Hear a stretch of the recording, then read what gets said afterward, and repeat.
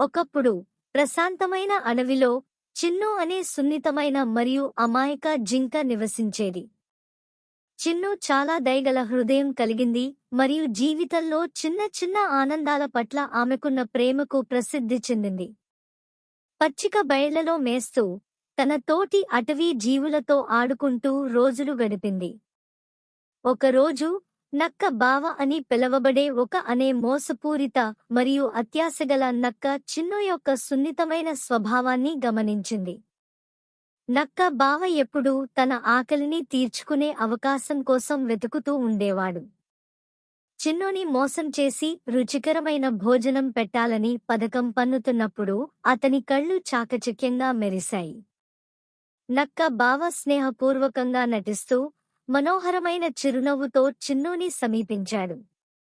Hello dear Chinnu అని చెప్తూ, నువ్వు అడవిలో తెలివైన జంతువు అని విన్నాను.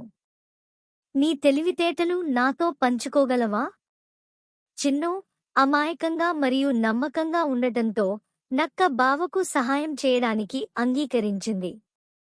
ఆమె ఇతరుల మంచితనాన్ని విశ్వసించింది మరియు జ్ఞానాన్ని పంచుకోవడం మాత్రమే అడవికి ఆనందం కలిగించగలదని భావించింది. నక్క బావకు వేరే ఉద్దేశ్యం ఉందని ఆమెకు తెలియదు. చిన్ను తన జ్ఞానాన్ని పంచుకున్నప్పుడు నక్క బావ తన పరిసరాలను జాగ్రత్తగా గమనించాడు. అతను ఉత్తమమైన మేత ప్రదేశాలు, సురక్షితమైన దాక్కున్న ప్రదేశాలు మరియు అత్యంత రసవంతమైన బెర్రీల స్థానం గురించి తెలుసుకున్నాడు.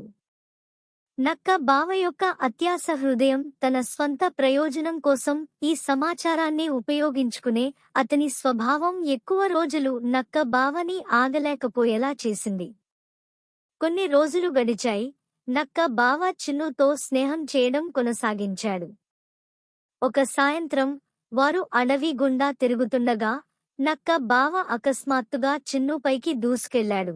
తన నిజమైన ఉద్దేశాలను వెల్లడించాడు.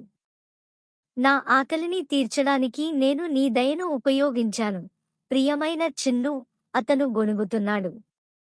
నక్క బావ చేసిన ద్రోహానికి చిన్ను దిగ్భ్రాంతికి గురైంది. తన అమాయకత్వాన్ని ఎవరో ఎందుకు ఉపయోగించుకుంటారో ఆమెకు అర్థం కాలేదు. అయితే దూరం నుంచి గమనిస్తున్న అటవీ జంతువులు వెంటనే చిన్నుకి సాయం చేశాయి. వారు నక్క బావను తరిమి కొట్టారు మరియు వారి సున్నితమైన స్నేహితుడికి రక్షణ కల్పిస్తామని ప్రమాణం చేశారు.